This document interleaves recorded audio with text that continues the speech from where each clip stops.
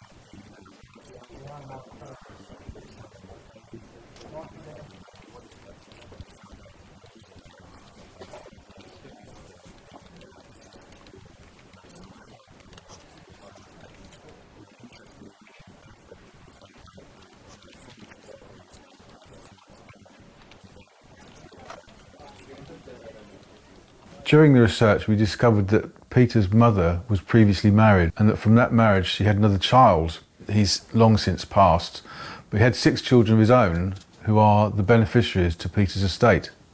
The family were able to confirm that Peter had been married and had a child. However, Lynn, his daughter, died in 1983 at the age of 18, and his wife died only a matter of months afterwards. I met with Robert Downing, Peter's half-blood nephew, who lives in North Devon, and he gave me some more information about Peter's life. Do you remember our first conversation? Not off the top. To be honest, I at any one time I've got 90 cases on my desk. I'm sure you have, yeah. So, with the greatest respect, I'm sure it's fascinating, but I can't remember. I really. At the time, I was working as a delivery driver for a little butchery company, and I was in a little town called Westward Ho. I think I do remember your And I was in the middle of trying to sort something out, and the phone rang, and I saw there was a London hello, and you then tried to say, yeah, and I was basically told you to bugger off, and I apologised profusely, and on all day it was the back of my mind, Fraser and Fraser. What? I've heard of that. So I thought, well, it's not a scam call. Didn't even occur to me for Peter. This is Peter, is it? Yes, no chicken drumsticks involved. Yeah, I suppose this one's got. He's eating a chicken drumstick. Yes, I mean that's quite funny. I like that. That's quite nice. Peter was my father's younger half brother. The last time I had any contact with him was probably sort of 84, about that time, shortly after the death of my auntie, and he was invited by my parents down to where we lived in Cornwall for a few days to get away, to spend some time. He spent a few days with us, and he was really friendly, really nice, really polite, like to laugh and a joke. On speaking to Robert Downing, one of the 6 heirs to Peter's estate, we learnt that both his wife Mary and his daughter Lynn took their own lives. I mean, I can remember at the time it was a shock because Lynn his daughter was only sort of the same age as me, sort of like late teens. That then led to a few months later when my auntie passed away. Unfortunately, those bereaved by suicide are most at risk of suicide themselves.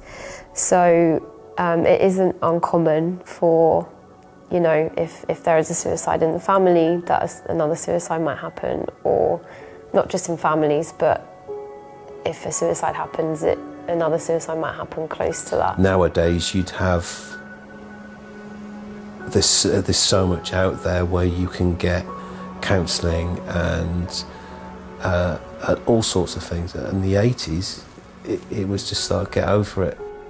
I mean, things probably would have been a lot different.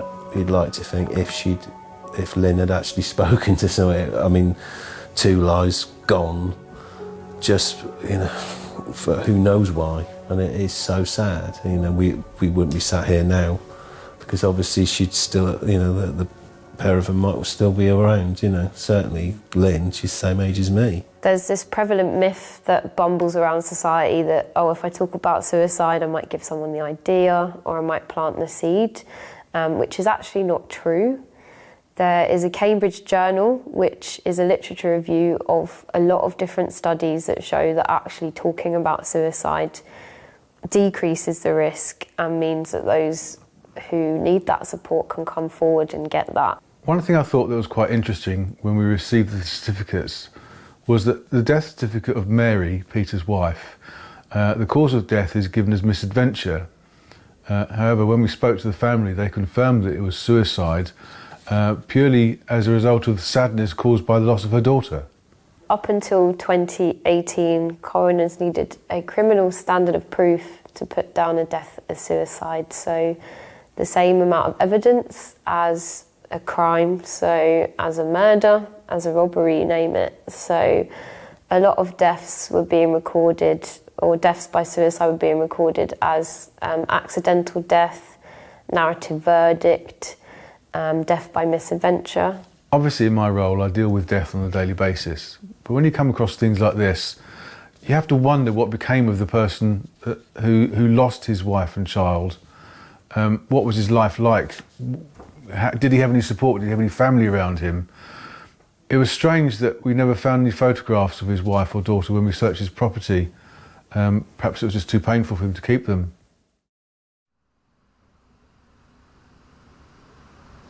We've got a few photographs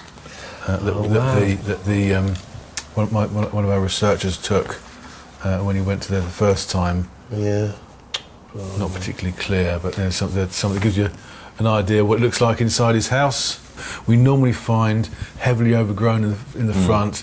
You know, windows are covered up, weeds everywhere. Can't even get through the back garden for weeds and overgrown. So it's actually quite a clear, well kept garden back and front by most standards. I mean, I had visions of when you see. I've seen your programs in the past where houses are absolutely full of stuff, and it's just, you know, I mean, but it just looks like he's just gone out for some milk or something.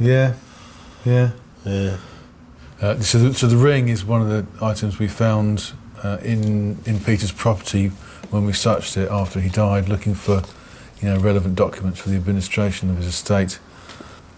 And this is taken in Lanzarote. He's obviously gone out on holiday with him. It's a much earlier picture. I was looking at it could be him as well. I don't know. He's got a bigger nose there, isn't he? A wedding there. Someone who's obviously been out of favour with whoever the owner of the photograph was.